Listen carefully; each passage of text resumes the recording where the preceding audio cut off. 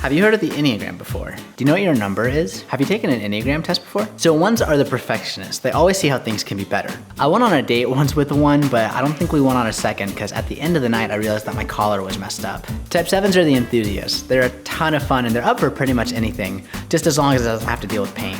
I was at dinner with my 7 friend once and he had a pizza order to the Thai restaurant we were at because he couldn't decide which kind of food he wanted. Type 5s are the investigators. They live in an internal mind palace and they view humans as living energy vampires. 5s have a limited amount of energy, so they've mastered the Irish goodbye. 8s are the challenger. It's not that they don't like you, it's just they only ever trust about 5 people in their entire life, so statistically you're probably just not one of them. 8s are pretty intense, but they're secretly made of marshmallows on the inside. Seeing that part of them though is like spotting a unicorn in the wild. 2s are the helper. They're always trying to meet other people's needs, though their soul starts to wither away if they don't hear the words good job frequently enough. It's basically like conversational jujitsu to get 2s to answer questions about themselves. Type 4s are the individualist or the romantic. The best way to understand them is to know that you probably won't. So as a 4, where would you say your favorite place to be sad is?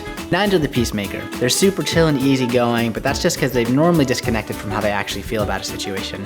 Yeah, 9s see both sides to everything, so for them to discover their true opinions, they normally need to retreat to the mountains for 3 or 4 days. Type 3s are the achiever. 9 times out of 10, they're great looking and they're always getting things done. Well, I personally don't own a whole lot of nice clothes, but my roommate's a 3 and I do not mind stealing. So there's actually 2 kinds of 6s. There's phobic and counterphobic. Phobic tends to be a little bit timid, while a counterphobic might attempt to assassinate you in the name of their own safety. A lot of 6s are funny because making people laugh is the surest way to make sure you don't get shunned from a group. It's not that the Enneagram's better than other personality tests, it's just that this one actually helps you. Well, you're not supposed to guess other people's numbers. But you strike me as a 3. Do you know what your wing is? Are you a 1-wing 2? You a 7-wing 8? Well, you can't really be a 1-wing 5 because that's not really how it works. The Enneagram's a little bit different than other typologies because it tells you what lie you believed as a child and how the world broke you. Yeah, some people don't like the Enneagram because it tells you the root sin of your soul, which is a weird thing to talk about at cocktail parties. Hold on just 1 second, there's a smudge. I'm a type 1. Oh, I'm a type 2, but that's not important. Tell me about yourself. Can I get you anything?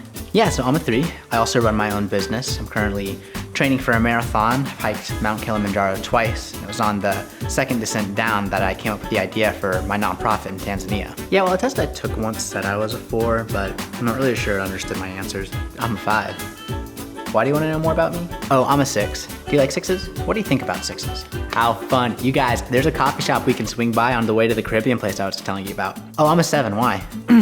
Yeah, I'm an 8. What's up? Yeah, I'm a 9. I thought I was a 2 at first, and then I thought I was a 4, but turns out I was just merging with the lady at the coffee shop next to me. So there's 3 centers: the head, the heart, and the gut. Do you know what your stress number is? Do you know what number you go to when you're healthy? Each type has a number that they go to in stress and in growth. Well, you're not supposed to write people off just because of their number, but I don't like 8s. Yeah, I've heard some people have a hard time with 8s, but I think it's just because they didn't stand up for themselves. The Enneagram saved my marriage. Enneagram's helped like every relationship I've ever been in. Do you follow Enneagram and coffee? Yeah, I saw this one test and it's what each number would do during the apocalypse. I saw one post the other day and it was how each type shops at Target. It was hilarious. Well, the original roots for the Enneagram were for deep inward spiritual direction, but I saw this one test that tells you which Disney princess each number is. Have you heard Sleeping at Last song on each number? Jeremy Cowart's this photographer who started doing a portrait series based on each number. Yeah, the Enneagram can freak out some people at first because it looks like a pentagram, but it turns out that Christians love it.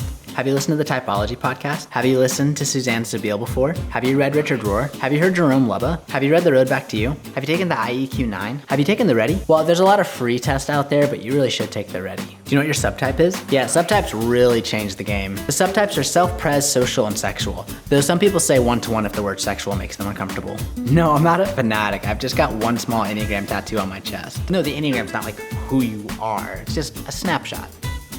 But yeah, I'm a 9.